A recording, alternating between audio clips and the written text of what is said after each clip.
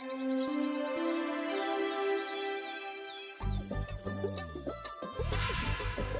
দূর, হঠাৎ করে কেন যে এত চুল ঝরছে বুঝতেই পারছি না। কতদিন হয়ে গেল চুল ওঠা আর থামছেই না। না, এমন হতে থাকলে তো মাথায় টাক পড়ে যাবে।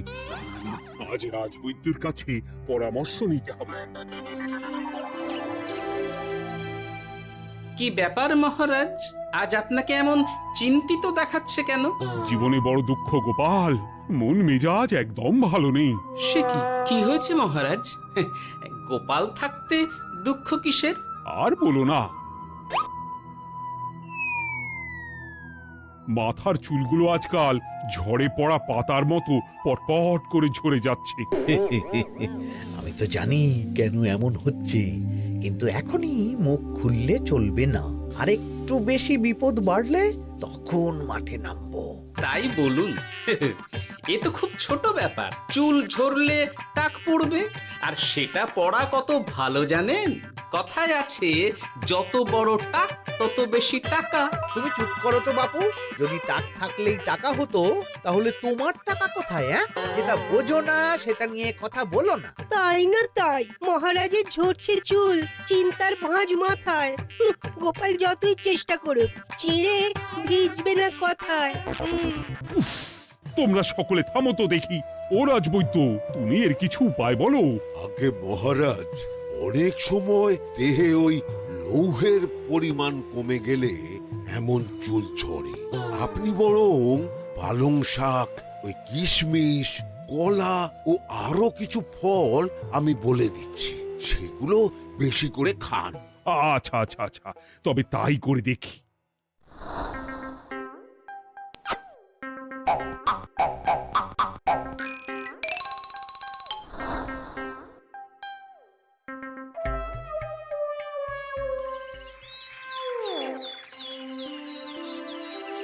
ও রাজবৈদ্য, তোমার কথা মতো শাক পাতা ফলমূল সবই তো খেলাম, চুল ঝরা বন্ধ তো হলোই না।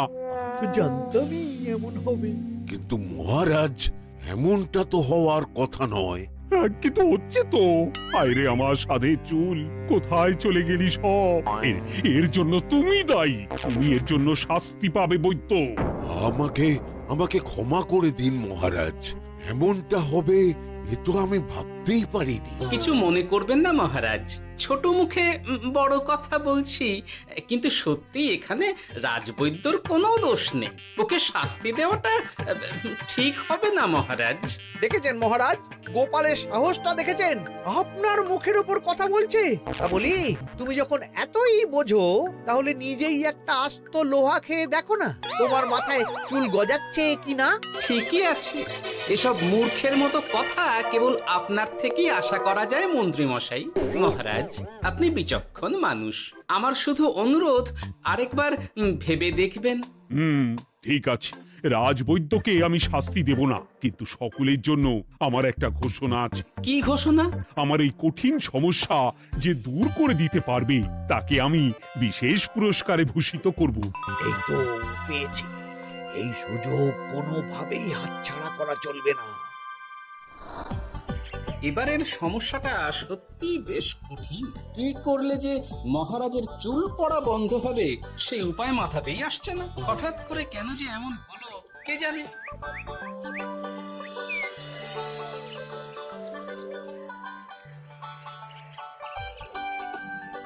ও মা, তুমি এসে গেছো? একটু বসো, আমি তেলটা মেখে হাত ধুয়ে খাবারটা বাড়ছি। হ্যাঁ, সে ঠিক আছে, কিন্তু তুমি কিসের তেল মাখছো এটা? কি আবার মাথার চুলের তেল? এখানেও চুল, ওদিকে মহারাজেরও চুল ঝরে পড়া নিয়ে আমরা সবাই হিমশিম খাচ্ছি গিন্নি। আরে মহারাজের অত সুন্দর কালো চুলগুলো ঝরে যাচ্ছে, এ তো ভারী দুঃখের কথা। সে আর বলতে, ওই জন্যই তো আমি বাবা মাথায় এই জড়িবুটি তেল মাখি। এতে চুলের গোড়া শক্ত করে, চুলকে ভালো রাখে, নতুন চুল গজায় সব। হ্যাঁ। কি কি বললে? নতুন চুলও গজায়? সত্যি? বাহ, তাহলে আর চিন্তা কি? আমাকে এই তেলটা একটু দিতে পারবে গিন্নি? মহারাজকে দিয়ে আসি। উনি বলেছেন যে ওনার সমস্যা দূর করতে পারবে তাকে উনি পুরস্কার দেবেন। ওমা, এই তাই নাকি? এ তো দারুণ ব্যাপার গো। নাও নাও নাও, তেলখানা নিয়ে মহারাজকে কাল দিয়ে এসো তাহলে। আর জানিয়ে দিও, দিনে 2 বার কিন্তু তেল মাখতেই হবে। হ্যাঁ, আচ্ছা ঠিক আছে।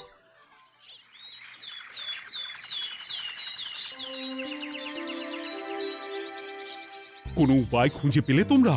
আগে মহারাজ, আমি আপনার জন্য নকল চুল বানিয়ে এনেছি। যতদিন আপনার চুল পড়া বন্ধ না হচ্ছে ততদিন আপনি এটা পরে ব্যবহার করতে পারেন। সে তো বুঝলাম, কিন্তু নকল চুল তো আর আসল চুলে জায়গা নিতে পারবে না বিজ্ঞানী। আসল চুলের কথা ভেবে আমি আপনার জন্য কেশুত্তে পাতা এনেছি মহারাজ। আচ্ছা বেশ। তা গোপাল, খুব তো আগের দিন বকবক করছিলে, তুমি কি এনেছো শুনি? সেটা যথাসময়ে দেখতে পেয়ে যাবেন মন্ত্রী মশাই। এটা জড়িবুটি তেল মহারাজ, আমি এটা আপনার জন্য এনেছি। এতে নতুন চুল গজায় আর চুলের স্বাস্থ্যও ভালো হয়। আমার গিন্নিও ব্যবহার করে এটি, তবে দিনে 2 বার করে মাখতে হবে, তাহলেই ভালো ফল পাবেন মহারাজ। বাবা, তাহলে তুমি কেন মাখো না? আচ্ছা, আপনার সমস্যাটা ঠিক কোথায় বলুন তো মন্ত্রী মশাই? মহারাজের জন্য কিছু আনলেও কথা শোনান, না আনলেও কথা শোনান। সত্যি তো মন্ত্রী, কেন তুমি সব সময় গোপালের পিছনে পড়ে থাকো বলো তো? এরা তো তাও সবাই কিছু না কিছু আমার কথা চিন্তা করে এনেছে, তুমি তো সেটাও করনি। না, আসলে মহারাজ, আমিও ভাবছিলাম আপনার কথা, কিন্তু থাক, বুঝেছি। আহ, দারুণ। তেলের গন্ধটাও খুব সুন্দর। গোপাল, তোমায় অনেক ধন্যবাদ। আশা করছি ব্যবহার করলে খুব ভালো ফল দেবে। একদম দেবেই মহারাজ। দূর বাবা, ভেবেছিলাম এক হলো আর এক। কোথা দিয়ে যে গোপালটা মাঝখান দিয়ে এসে নাক গলিয়ে ঢুকে পড়ে, খুব শক্ত পুরস্কার নেওয়ার। দেখাচ্ছি মজা।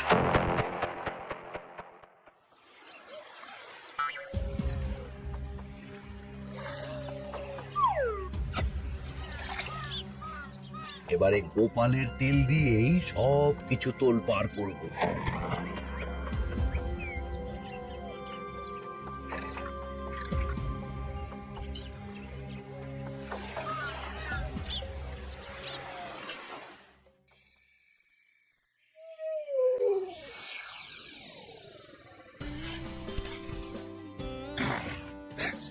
হয়ে গেল 2 বার মাখা। গোপাল বলেছিল এতেই ভালো ফল পাবো, কিন্তু এখন মাখার পর মাথাটা কেমন জ্বালা জ্বালা করছে মনে হচ্ছে। হয়তো নতুন চুল গজাবে বলে এমন হচ্ছে। কাল সকালে বোঝা যাবে। এতক্ষণে বোধ হয় ছোট ছোট চুল গজিয়েই গেছে। কি এটা চুল গজানোর তেল ছিল নাকি পড়ে যাওয়ার? হে ভগবান, যেটুকু বাকি ছিল সেটাও ঝরে পড়ে টাক পড়ে গেল। গোপালই হলো যত নষ্টের গোড়া। আজ আসুক শোভায়।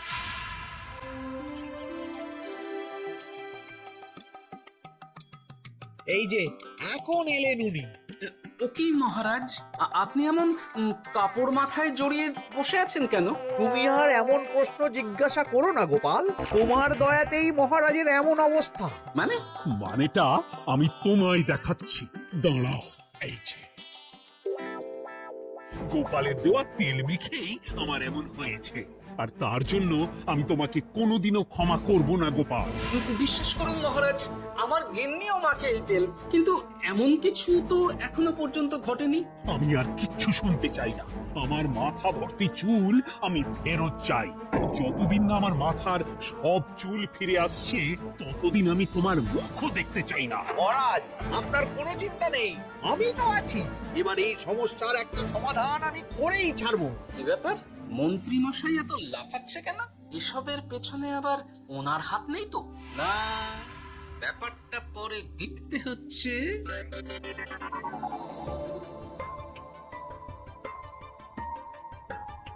আমি বলি কি মহারাজ, এই সময়টা বরং আপনি নকল চুলটা মানে মানে পরচুলা ব্যবহার করুন। হ্যাঁ, অগত্যা, কিছু তো একটা গন্ডগোল আছেই। গিন্নিও তো রোজ মাথায় তেল মাখে, কই এমন তো হয় না। মন্ত্রী যদি কিছু করেও থাকে তাহলেও হাতে নাতে ধরবো কিভাবে?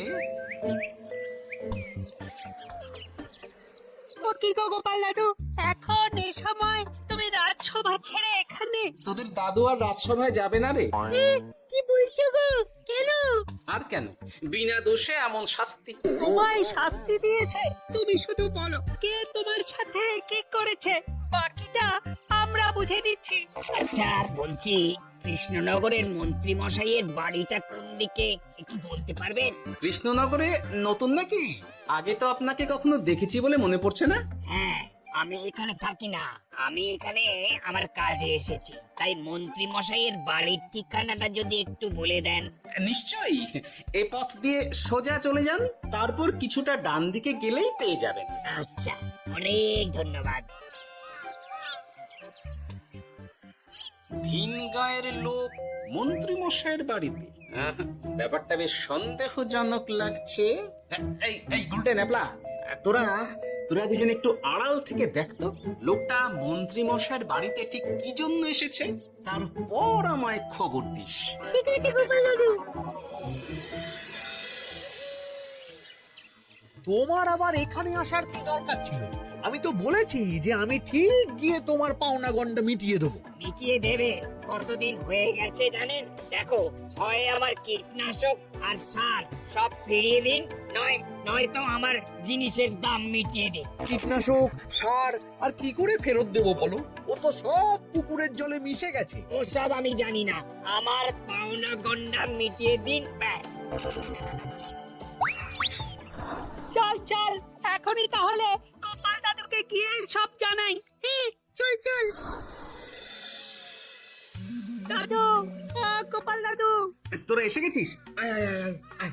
মন্ত্রী মশাইয়ের মুখ থেকে অনেক খবর পেলাম। তাই নাকি? কি শুনি?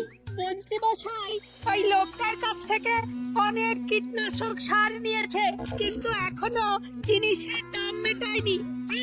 ওই জন্যই তো মন্ত্রী মশাইয়ের উপর লোকটা খুব লেগেছিল, হুমকিও দিয়েছে এক সপ্তাহের মধ্যে জিনিসের দাম সব মিটিয়ে দিতে হবে। তাই নাকি? কিন্তু কীটনাশক সার নিয়ে মন্ত্রী মশাই কি করবে? সেটা তো বলতে পারবো না দাদু, তবে হ্যাঁ, মন্ত্রী মশাই ওই লোকটাকে বলছিল যে ওই সব কীটনাশক সার পুকুরের জলে মিশে গেছে। কি বললি? পুকুরের জলে? আচ্ছা, এবার দুয়ে দুয়ে চার করা গেল। অনেক ধন্যবাদ রে তোদের। বল বল, তোরা কি খাবি? কিচ্ছু লাগবে না গোপাল দাদু, তবে ভোলা মায়ের আর মিষ্টি খাওয়ালে। আচ্ছা আচ্ছা। কি করে যে মহারাজকে আসল ব্যাপারটা বোঝাই, কিছু তো একটা উপায় বের করতেই হবে। তা বলি বাবা, রাজসভায় যেতে হবে না বলে কি সারাদিন এইভাবেই শয়নে শয়নে দিন কাটাবেন বাবা? হ্যাঁ? উপায় পেয়ে গেছি। বুঝলে গিন্নি, আমাকে একটা জায়গায় যেতে হবে, বুঝলে? তারপর ওখানে যদি কাজ হয় তাহলে আগামীকাল রাজসভায় আমি যাব। কিন্তু তুমি যে বলেছিলে তোমার এখন ছুটি। হ্যাঁ, কি আর করি বলো, গুরুত্বপূর্ণ একটা কাজ, তাই যেতেই হবে। আচ্ছা যাও। ওই তো বিজ্ঞানী। আরে গোপাল যে, বলো। এই যে বিজ্ঞানী, একটা বিশেষ দরকারে তোমার কাছে এলাম, বুঝলে? হ্যাঁ, বলোই না। আচ্ছা, এই দূষিত জলকে কিভাবে আবার পরিশুদ্ধ করে বলতে পারবে? কেন পারবো না? এই জলের মধ্যে একটু চুন আর ফটকিরি দিয়ে দিলেই জল আবার দূষণ মুক্ত হয়ে যাবে।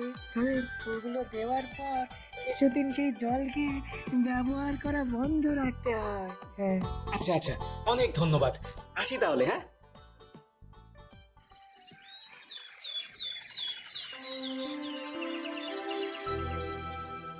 ছায়া পড়েছে, ছায়া পড়েছে, আমি বেশ বুঝতে পারছি তার ছায়া পড়েছে এখানে। কার ছায়া পড়েছে?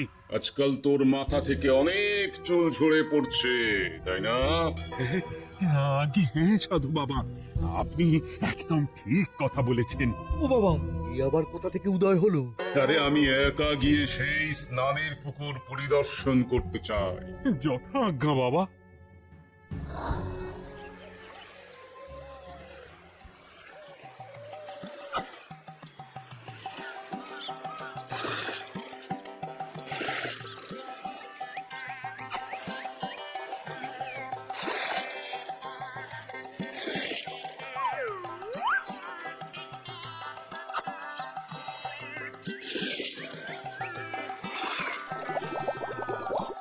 যাক বাবা, মোটামুটি সপ্তাহখানেক এভাবে থাকলেই পুকুরের জল আবার আগের মতো পরিষ্কার হয়ে যাবে।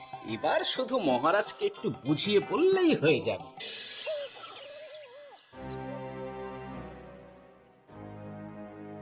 কি বুঝলেন সাধু বাবা? আমার অনুমানটাই ঠিক ছিল। পুকুরের জলে কালো ছায়া পড়েছে, কুদৃষ্টি পড়েছে, তাই এমন হচ্ছে। সে কি? কি কালো ছায়া? যত সব বাজে কথা। জল দূষণ করলাম আমি, আর দোষ পড়ছে কালো ছায়ার উপর। তাহলে এখন কি হবে? চিন্তার কোনো কারণ নেই। আমি মন্ত্রপুত ভস্য ছড়িয়ে দিয়েছি। 1 সপ্তাহ ওই পুকুরের জল স্পর্শ তো দূর, পুকুরের কাছেও যাওয়া নিষেধ। তাহলে এখন কি হবে? যথা আজ্ঞা সাধু বাবা। ও কি, তাহলে মহারাজ এতদিন স্নান করবেন কোথায়? সে কথা কাউকে চিন্তা করতে হবে না। মহারাজের ওপরে কালো ছায়া পড়া জল পড়েছে, তাই আগে সেটা শোধন করতে হবে। আমাকে তাহলে কি করতে হবে সাধু বাবা? আমার শিষ্য গোপাল আমাকে আগেই এই বিষয় জানিয়েছিল। আমি তার হাত দিয়ে তোর স্নানের জল পাঠিয়ে দেব, তাই আগামী 1 সপ্তাহ সেই জল দিয়েই তোকে স্নান করতে হবে। কি গোপাল? দেখছো তো মন্ত্রী, গোপাল আমাকে কত ভালোবাসে। আমি ওকে কত কথা শোনালাম, কিন্তু না না না না, কাল থেকেই আমি আবার গোপালকে রাজসভায় ডেকে আনবো।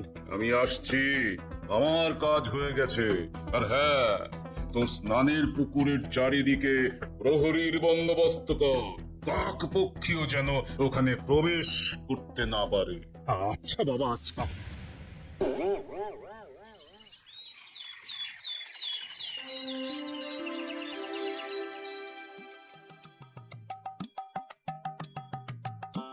গোপাল, তোমাকে আবার এখানে দেখতে পেয়ে আমার খুব ভালো লাগছে। তোমার গুরুদেব গতকাল এসেছিলেন, কিছু মনে করো না। না বুঝেই তোমাকে অনেক কথা শুনিয়েছি। না মহারাজ, আমি জানি আপনি আমাকে খুব ভালোবাসেন, তাই আমি কিছু মনে করিনি মহারাজ। এই নিন, আমি আপনার স্নানের জল এনেছি। হ্যাঁ হ্যাঁ হ্যাঁ, দাও দাও দাও।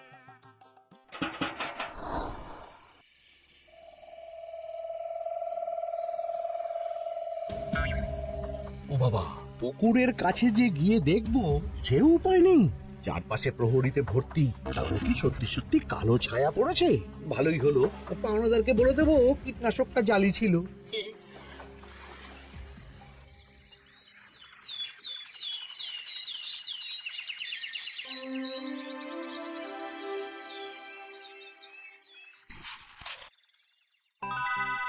এই তো আমার সেই পুরনো কালো চুলগুলো আবার ফিরে এসেছে। আহা, কি যে আনন্দ হচ্ছে দেখে।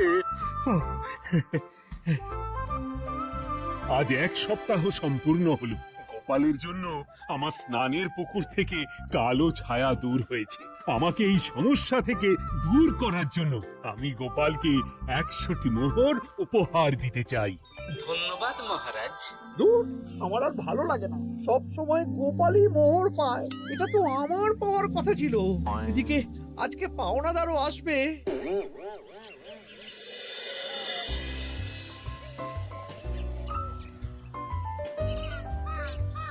গোপাল দাদু, ওই লোকটা এসে গেছে। আচ্ছা, আসছি। এটা তো মন্ত্রীর বাড়ির দিকে রাস্তা, আমরা তাহলে ওদিকে কেন যাচ্ছি গোপাল? আপনার পুকুরের আসল রহস্যটা কি সেটা আপনি জানবেন না মহারাজ? মানে নিজের চোখেই দেখুন, তাহলে বুঝতে পারবেন। আরেক সময় দাও আমায় ভাই, এমনিতেও তোমার কীটনাশক কোনো কাজের নয়। কি এখন এসব কথা? আর একদিনও সময় দিতে পারছি না। একটু বোঝো, একটু। সব আমি মহারাজের পুকুরের জলে মিশিয়ে দিয়েছি।